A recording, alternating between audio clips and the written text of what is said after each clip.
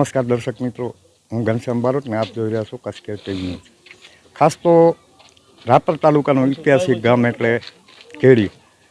એક સમયે એવી કિંવદંતી છે કે આ વિરાટનગર હતું એમ, અને અહીંના તમે જ્યાં પણ ખોદકામ કરો એટલે આ ગેડીમાંથી કાંક મળતું જ રહે, એટલે એ વાતની પુષ્ટિ ચોક્કસપણે કરી શકાય. પણ આજે ગેડી ગામ માટે ખૂબ જ ગૌરવપૂર્ણ દિવસ હતો.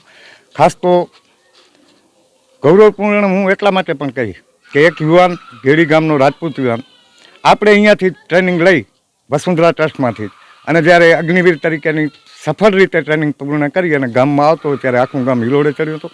ખાસ તો દરેક મંદિરોના દર્શન અને દર્શન બાદ એનું સન્માન, ગામના એક યુવાનની આંખોમાં એના પ્રત્યેનું જે ગૌરવ હતું એનું પંકજભાઈ વર્ણન કર્યું. હું ચોક્કસ તમને સંભળાવ્યું. પણ અત્યારે આપણે પંકજભાઈને પૂછશું, પંકજભાઈ તમે જે આખું લિસ્ટ લઈ આવ્યા હતા, 15 નિવૃત્ત થયા અને 15 અત્યારે ટ્રેનિંગ લઈ રહ્યા કે ભરતી થઈ ગયા, શું કહેશો આપણા વાગડ માટે? ક્યાંક ને ક્યાંક ખરેખર તમે જે સૂત્ર આપ્યું, વાગડ સૌથી આગળને પરિપૂર્ણ કરે. આજે ઐતિહાસિક એવા ગેડી ગામે આ ગામનો યુવાન નાગજી ગોરાણી દૈયા, જે અગ્નિવીરની આર્મીની ટ્રેનિંગ પૂર્ણ કરીને આ ગામની અંદર ટ્રેનિંગ પૂર્ણ કરીને આવ્યો, ત્યારે સમગ્ર ગ્રામજનોએ જે ઐતિહાસિક રીતે ઢોલ નગારા સાથે આખા ગામની અંદર ફરીને એનું સ્વાગત કર્યું છે, એ દર્શાવે છે કે વાગડ જે છે એ દેશ પ્રેમની અંદર પોતાના દીકરાઓને સૈનિક તરીકે દેશની સેનામાં જાય, ટ્રેનિંગ લે, એનું પણ ગૌરવ લે. અને એટલે હું કહું છું કે વાગડ સૌથી આગળ.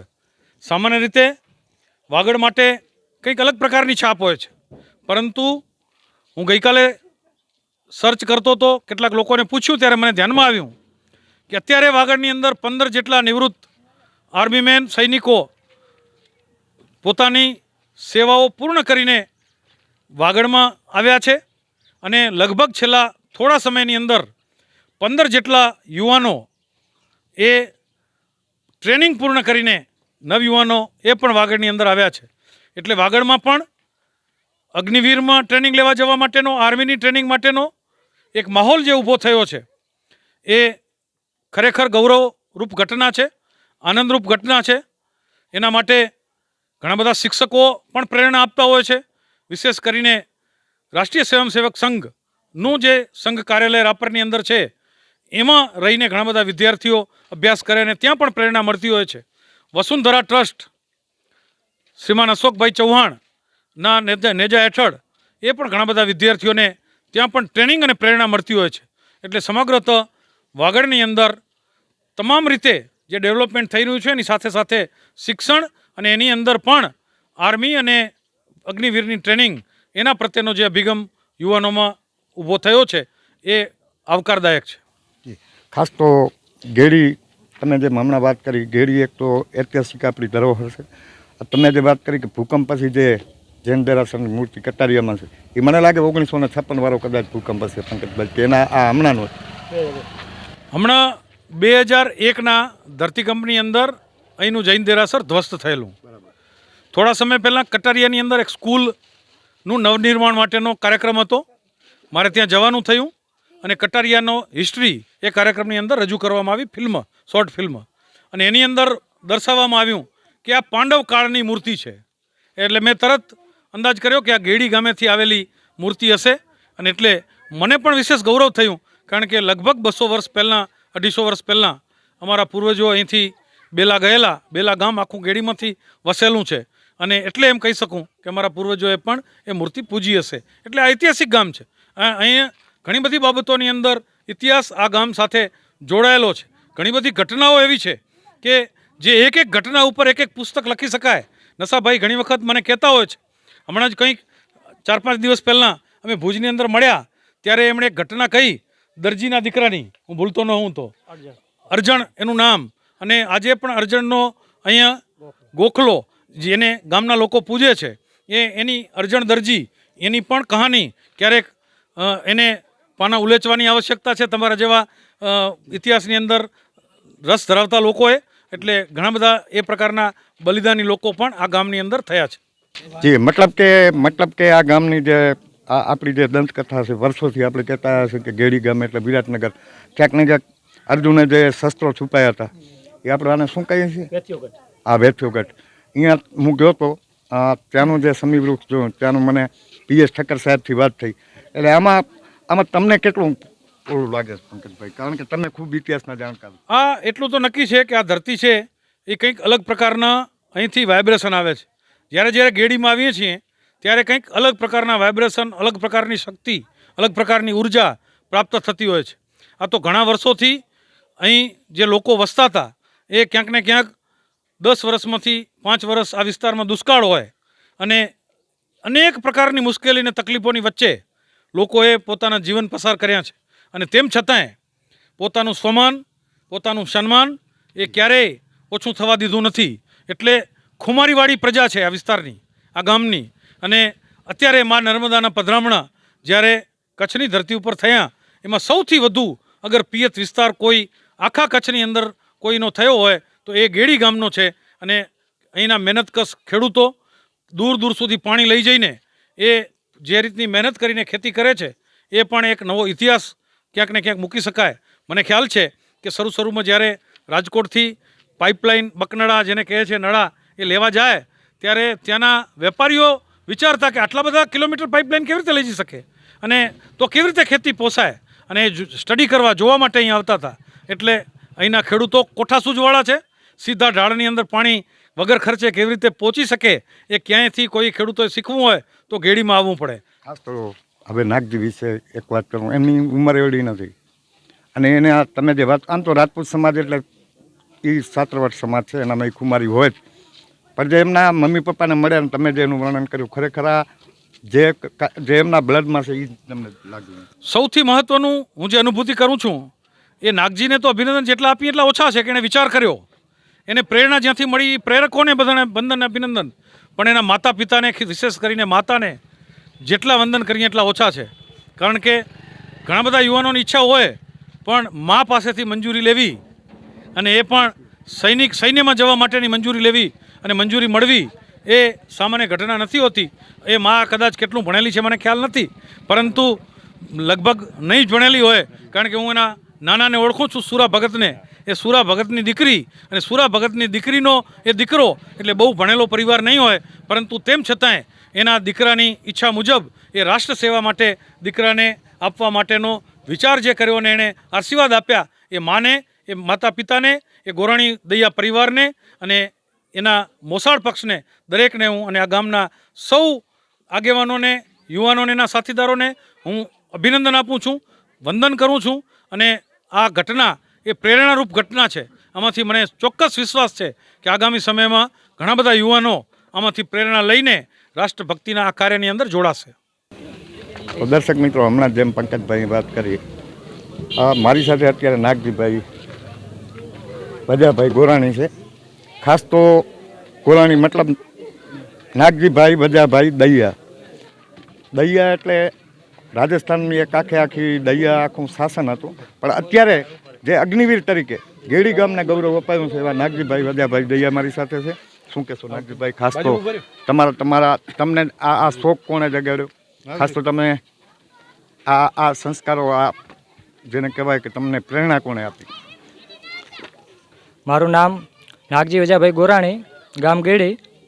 આર્મીમાં જવાનું મારું સપનું પહેલેથી હતું અને જેમ ગામના યુવાનો જેમ તૈયારી કરતા હતા, મારા મોટા ભાઈઓ, એમને જોઈને હું પણ આકર્ષિત થયો અને એમની સાથે સાથે દોડતો હતો.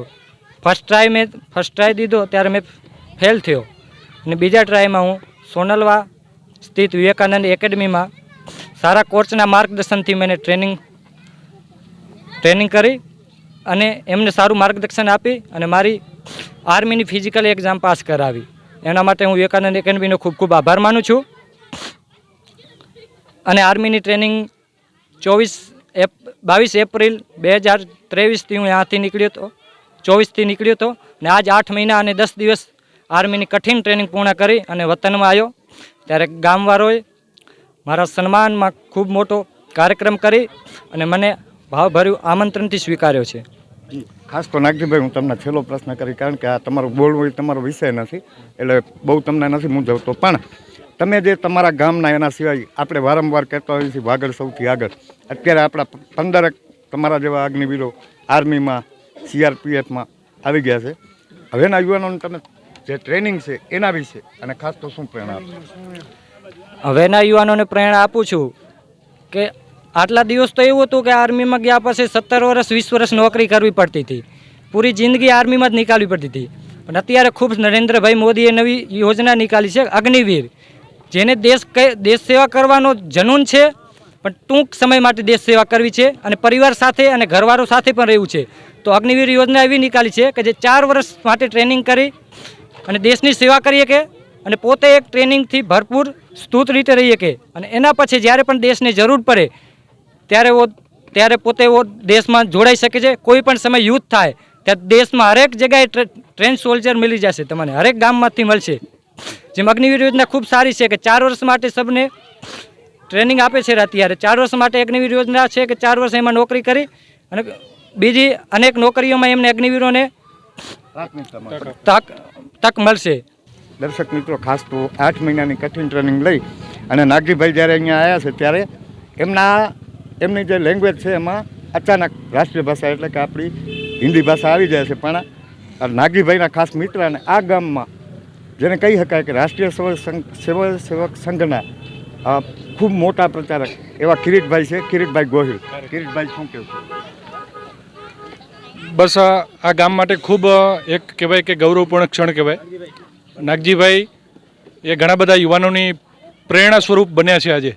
કેમ કે એક મા ભારતીની સેવા કરવી એ ખૂબ ભાગ્યશાળી લોકોને જ આ નસીબમાં થતું હોય છે અને એમાંના એક એટલે કે નાગજીભાઈ. એમ આજે નાગજીભાઈને જોઈને ઘણા બધા યુવાનો આ પ્રકારના જે છે આર્મીમાં જવાનો સંકલ્પ પણ લેશે અને ગામને કયા પ્રકારે ઉપયોગી થવું, પોતાના દેશને કયા પ્રકારે ઉપયોગી થવું અને શિક્ષણ રીતે કયા પ્રકારે આગળ આવવું એ પણ નાગજીભાઈને જોઈને બધા શીખી શકશે. એના માટે નાગજીભાઈએ ખૂબ સારી મહેનત કરી અને પોતાના પરિવારનું અને ગામનું અને વાગડ વિસ્તારનું નામ રોશન કરવા માટે કટિબદ્ધ થયા છે. દર્શક મિત્રો, મેં હમણાં જેમ તમને વાત કરી એમ ગેડી ગામને ગૌરવ અપાવનાર નાગજીભાઈને આપણે મળ્યા. એના સિવાયની જો વાત કરું તો સતત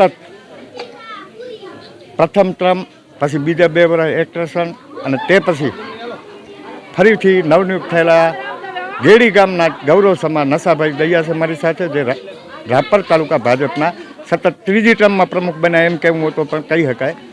એટલે ગામના ગૌરવને તમે બે જ્યારે ગામનું ગૌરવ છો ત્યારે ખાસ તો નશાભાઈ નાગજીભાઈના બાપુજી પણ મારી સાથે છે, ભાઈ ઠાણાભાઈ પણ છે. શું કહેશો ખાસ તો આ તમારા ગૌરવ વિશે? આજે ગેડી ગામ એટલે વિરાટ નગરી ગેડી ગામનું ગૌરવ અમારે વજાભાઈ દૈયા ગોરણિયા સુપુત્ર નાગજીભાઈ અગ્નિવીરની આર્મીની તાલીમ પૂર્ણ કરી આજે ગેડી ગામે પધારેલ ત્યારે સૌનું ગૌરવ વધારેલ અને આજે ગેડી ગામના સૌ ગ્રામજનોએ ધામધૂમક એનું સ્વામીયું કર્યું અને ગામના દેવસ્થાનને અલગ અલગ દર્શન કર્યા. આજે ખૂબ ધન્યતા અમે અનુભવી છે કે ગેડી ગામનું ખૂબ ગૌરવ આગળ વધાર્યું છે. ખાસ તો નશાભાઈ ગામમાં જે વિવેકાનંદ એકેડમીનો જે લાભ લેવાય છે, અશોકભાઈને જો સૌથી મોટું આશ્વાસન મળ્યું હોય તો એ રાજપૂત સમાજમાંથી મળ્યું. એ આપ જાણો છો. ખાસ તો ગેડી ગામમાંથી જ્યારે કોઈ પણ સંસ્થાએ ટેલ નાખી હોય, જેમ કે હમણાં જ ગ્રામ્ય સેવા સંગઠનમાં તમારા ગામમાં 2-3 ટ્રેક્ટર ઘઉંના ભરાય, એટલે જે તમારી દયાવૃત્તિ છે એનો ક્યાંક ને ક્યાંક વિવેકાનંદ એકેડમીને જે લાભ મળે છે શું કહેશો? ગેડી ગામ ખૂબ દાતાઓનું ગામ છે. જ્યાં જ્યાં પણ જરૂર પડે ત્યાં ગેડી ગામના સૌ અમારા આગેવાનો ગ્રામજનો તન મન ધનથી સહયોગ કરતા હોય છે. ગેડી ગામમાં 2 શાખાઓ ચાલતી હોય છે. એ શાખાઓના જો પ્રણેતા અશોકભાઈ છે અને જે સોનલવાદ એકેડેમી ચાલે એમાં પણ નાગજીભાઈએ 4 વર્ષ અભ્યાસ કરી ને અગ્નિવીરની પરીક્ષા આપી આજે ગેડી પધાર્યા. ખાસ તો તમારા જે 10મા ને 11 ને 12મા ધોરણની વાત હતી, હમણાં જે એ વાત થઈ એ માટે રજૂઆત થઈ, શું કહેશો? મારા ગેડી ગામમાં ટ્રસ્ટ સંચાલિત માધ્યમિક શાળા 9-10 ચાલુ છે શાળા, ત્યારે 11મું ધોરણ ન હોવાને કારણે મારા ગામમાં દીકરીઓ 10મું ધોરણ અભ્યાસ પૂર્ણ કરી ને બહાર ગામ ન જતો હોવાને કારણે એનો અભ્યાસ આગળ બગડતો એના કારણે ખૂબ દીકરીઓને ભણવાની ઈચ્છા હોય પણ 11-12મું ધોરણ ન હોવાને કારણે ભણી શકતી નથી.